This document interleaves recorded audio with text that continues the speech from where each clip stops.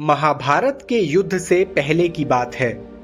कर्ण का जीवन कठिनाइयों और संघर्षों से भरा हुआ था, लेकिन फिर भी उसका स्वभाव दयालु और उदार था।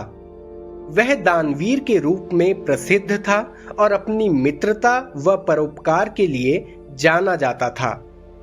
कर्ण और दुर्योधन के बीच गहरी मित्रता थी।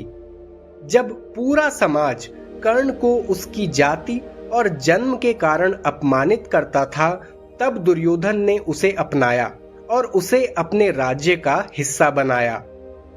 दुर्योधन के प्रति कर्ण की मित्रता इतनी गहरी थी कि वह उसके लिए कुछ भी कर सकता था। एक बार की बात है, जब कर्ण अपनी दिनचर्या के अनुसार सूर्योदय के समय गंगा किनारे पूजा कर रहा था। उसी समय इंद्रदेव एक गरीब ब्राह्मण का रूप धारण कर उसके पास आए और भिक्षा मांगने लगे। कर्ण हमेशा की तरह उदारता से तैयार हो गया और ब्राह्मण से पूछा कि वह क्या चाहता है।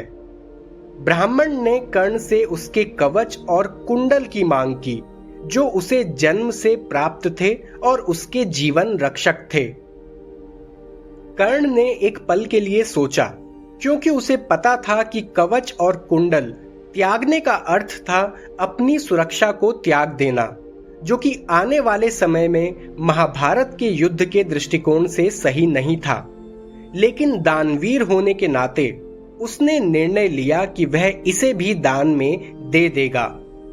बिना किसी हिचकिचाहट के उसने अपने कवच और कुंडल को अपने शरीर से अलग कर उस ब्राह्मण को दे दिया। इस दान के समय कर्ण का चेहरा शांत और संतुष्ट था। वह जानता था कि उसने अपनी संपत्ति का त्याग करके एक नेक कार्य किया है। जब ब्राह्मण ने अपना असली रूप प्रकट किया और बताया कि वह स्वयं इंद्रदेव हैं, तो कर्ण को आश्चर्य हुआ, लेकिन उसने इसका स्वागत मुस्कान के साथ किया। इंद्रदेव ने उसकी दानवीरता से प्रसन्न होकर उसे वरदान देने का प्रस्ताव रखा। कर्ण ने विनम्रता से मना कर दिया, लेकिन इंद्रदेव के आग्रह पर उन्होंने एक अमोघ शक्ति का वरदान स्वीकार कर लिया। यह कहानी हमें एक गहरी शिक्षा देती है। कर्ण ने अपने जीवन की सुरक्षा को भी दूसरों के लिए त्याग दिया। उसकी मित्रता और दानवीरता ने उसे महान बनाया।